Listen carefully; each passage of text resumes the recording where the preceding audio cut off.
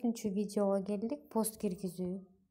Жеден Инстаграмга киребиз дагы биз точно ошол продукция чыгара турган аккаунттабызбы, же семейныйдабы, же бренд аккаунттабы текшерип алабыз дагы. Анан эгерде башка аккаунтта отурган болсок, биз продукция боюнча чыгарчу эмебизге кирип алабыз. Мен продукцияны ушул аккаунттан чыгарамын негизинде. Мынакей караңыздар. Бул жерде акыркы жолу бул болуп атат. Эми бул плюс дегенди бассаңыздар да болот.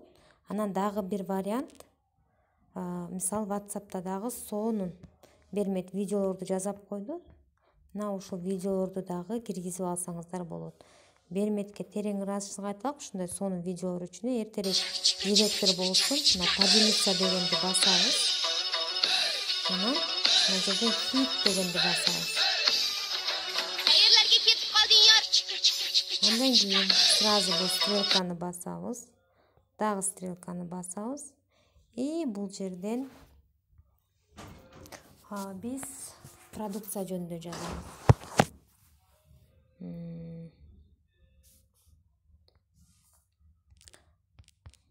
Сизде да ушундай көйгөйлөр барбы деп эмоция берип коебуз, жанагындай. деп аткан. Сизде да ушундай көйгөйлөр барбы деген сыяктуу. Так, азыр мен видеону бир көрүп алайын. Эриңдер кесилсе, чыканактыңыз кесилип ооруса, чогунчо кургап жарылса. Кайерлерге кетип калдың ярым, мени ташлап кет. Так.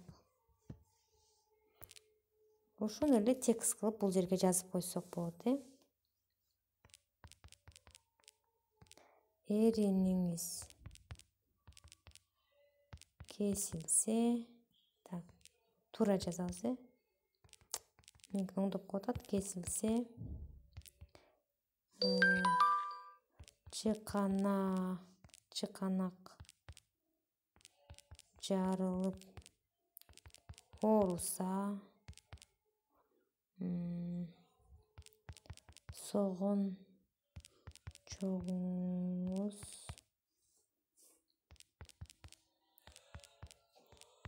чор болуп жатса, сизге болуп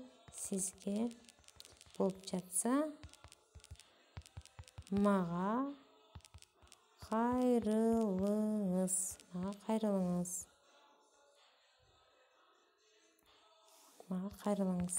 деп туруп бул жерге деле номериңиздерди калтырып койсоңуздар болот.